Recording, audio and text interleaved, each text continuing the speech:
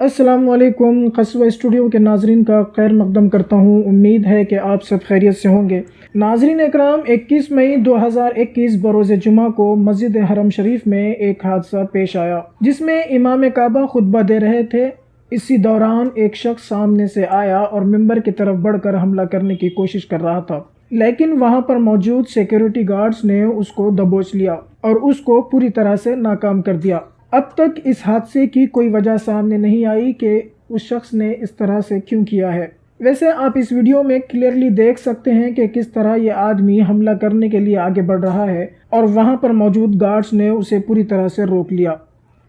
ناظرین، ایسا نہیں ہے کہ یہ حملہ پہلی بار ہوا، اس سے پہلے بھی دشمنوں نے امام کعبہ پر حملہ کرنے کی کوشش کی ہے۔ جیسا کہ آپ کو معلوم ہے کہ فلسطین پر حملہ، مسجد اقصیٰ پر حملہ اور مسلمانوں پر ظلم و ستم بڑھتا جا رہا ہے۔ بے شک یہ یہودیوں کی سازش ہے۔ اللہ پاک ہم مسلمانوں کی حفاظت کرے اور دشمنان اسلام کو نیست و نابود فرمائے۔